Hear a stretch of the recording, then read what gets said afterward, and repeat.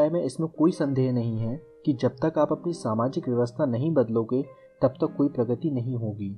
आप समाज को रक्षा या अपराध के लिए प्रेरित कर सकते हैं, लेकिन जाति व्यवस्था की नींव पर आप कोई निर्माण नहीं कर सकते। आप राष्ट्र का निर्माण नहीं कर सकते, आप नैतिकता का निर्माण नहीं कर सकते। जाति व्यवस्था की नींव पर आप कोई भी निर्माण करेंगे वह चटक जाएगा और कभी भी पूरा नहीं होगा। अब केवल एक प्रश्न रहता है जिस पर विचार करना है, वह यह है कि हिंदू सामाजिक व्यवस्था में सुधार कैसे किया जाए, जाति प्रथा को कैसे समाप्त किया जाए। यह प्रश्न अत्यंत महत्वपूर्ण है। ऐसा विचार व्यक्त किया गया है कि जाति व्यवस्था में सुधार करने के लिए पहला कदम यह होना चाहिए कि उपजातियों को समाप्त किया जाए। यह विचार इस उपधारणा पर आधारित है कि जातियों के बीच तौर तरीकों और स्तर के अपेक्षाकृत उपजातियों के तौर तरीकों तथा स्तर में अधिक समानता है। मेरे विचार में यह एक गलत धारणा है।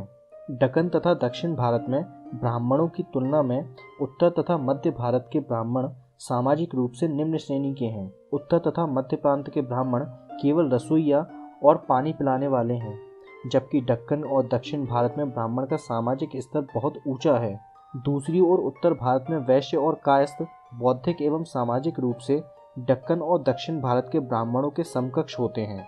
इसके अतिरिक्त आहार के मामले में भी दक्कन और दक्षिण भारत के ब्राह्मणों और कश्मीर और बंगाल के ब्राह्मणों में कोई समानता नहीं है। दक्षिण के ब्राह्मण शाकाहारी होते हैं, जबकि कश्मीर और बंगाल के ब्राह्मण मांसाहारी। जहाँ तक आहार का संबंध है, दक्कन और दक्षिण भारत के ब्राह्मणों और ब्राह्मणोत्तर गुजराती, मारवाड़ी, बनियों और जैन जैसी जातियों में काफ़ी समानता है। इसमें कोई संदेह नहीं है कि एक से दूसरी जाति में संक्रमण को आसान बनाने के लिए उत्तरी भारत के कायस्थों और दक्षिण भारत की अन्य ब्राह्मणोत्तर जातियों को दक्कन तथा द्रविड़ प्रदेश की ब्राह्मणोत्तर जातियों में मिला देना दक्षिण भारत के ब्राह्मणों को उत्तर भारत के ब्राह्मणों में मिला देने के अपेक्षाकृत अधिक व्यवहारिक होगा। लेकिन यदि यह मान लिया जाए कि उपजातियों का विलय संभव है, तो इस बात की क्या गारंटी है कि उपजातियों के समाप्त होने के परिणाम स्वरूप जातियां निश्चित रूप से समाप्त हो जाएंगी। इस स्थिति में उपजातियों के समाप्त होने से जातीय जड़ें और मजबूत हो जाएंगी और वे शक्तिशाली बन जाएंगी। परिणाम स्वरूप वे अधिक हानिकारक सिद्ध होंगी। अतः यह उपाय ना तो व्यवहार्य है और ना ही कारगर। यह उपाय निश्चित रूप से गलत सिद्ध होगा। जाति व्यवस्था समाप्त करने की एक और कार्य योजना है, जो कि अंतरजातीय खान पान का आयोजन किया जाएगा। मेरी राय में यह उपाय भी पर्याप्त नहीं है। ऐसी अनेक जातियां हैं जो अंतरजातीय खान पान की अनुमति देती हैं। इस विषय में सामान्य अनुभव यह रहा है कि अंतरजातीय खान पान की व्यवस्था जाति भावना या जाति बोध को समाप्त करने में सफल नहीं हो पाई है। मुझे पूरा विश्वास है कि इसका वास्तविक उपचार अंतरजातीय विवाह ही है। केवल खून के मिलने से ही रिश्ते की भावना पैदा होगी, और जब तक सजातीय की भावना को सर्वोच्च स्थान नहीं दिया जाता, तब तक जाति व्यवस्था द्वारा उत्पन्न की गई पृथकता की भावना अर्थात परायपन की भावना समाप्त नहीं होगी। हिंदुओं में अंतरजातीय विवाह सामाजिक जीवन में निश्चित रूप से महान शक्ति का एक कारक सिद्ध होगा। गैर हिंदुओं में इसकी इतनी आवश्यकता नहीं है। जहाँ समाज संबंधों के ताने बाने में सुगठित होगा, वहाँ विवाह जीवन की एक साधारण घटना होगी। लेकिन जहाँ समाज छिन्न भिन्न है, वहाँ बाध्यकारी शक्ति के रूप में विवाह की परम आवश्यकता होती है। अतः जाति व्यवस्था को समाप्त करने का वास्तविक उपाय अंतरजातीय विवाह ही है। जाति व्यवस्था समाप्त करने के लिए जाति विलय जैसे उपाय को छोड़कर और कोई उपाय कारगर सिद्ध नहीं होगा। आपके जात पात तोड़क मंडल ने आक्रमण की यही नीति अपना रखी है। मैं आपके सही निदान और हिंदुओं से यह करने का साहस दिखाने के लिए आपको बधाई देता हूँ। सामाजिक अत्याचार के मुकाबले राजनीतिक अत्याचार कुछ भी नहीं है, और वह सुधारक जो समाज का विरोध करता है उस राजनीतिज्ञ से अधिक साहसी होता है जो सरकार का विरोध करता है। आपका यह कहना सही है कि जाति व्यवस्था उसी स्थिति में समाप्त होगी जब रोटी बेटी का संबंध सामान्य व्यवहार में आ जाए। आपने बीमारी की जड़ का पता लगा लिया है, लेकिन क्या बीमारी के लिए आपका नुस्खा ठीक है? यह प्रश्न अपने आप से पूछिए। अधिसंख्य हिंदू रोटी बेटी का संबंध क्यों नहीं करते? आपका उद्देश्य लोकप्रिय क्यों नहीं है?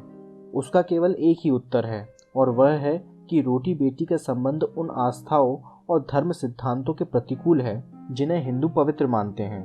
जाति ईंटों की दीवार या कांटेदार तारों की लाइन जैसी कोई भौतिक वस्तु नहीं है जो हिंदुओं को मेल मिलाप से रोकती हो और जिसे तोड़ना आवश्यक हो। जाति तो एक धारणा है और यह एक मानसिक स्थिति है। अतः जाति व्यवस्था को नष्ट करने का अर्थ भौतिक रुकावटों को दूर करना नहीं है, इसका अर्थ विचारात्मक परिवर्तन से है। जाति व्यवस्था बुरी हो सकती है, जाति के आधार पर ऐसा घटिया आचरण किया जा सकता है जिसे मानव के प्रति अमानुषिकता कहा जा सकता है। फिर भी यह स्वीकार करना होगा कि हिंदू समुदाय द्वारा जाति प्रथा मानने का कारण यह नहीं है कि उनका व्यवहार अमानुषिक और अन्यायपूर्ण है। वह जात पात को इसलिए मानते हैं क्योंकि वह अत्यधिक धार्मिक होते हैं।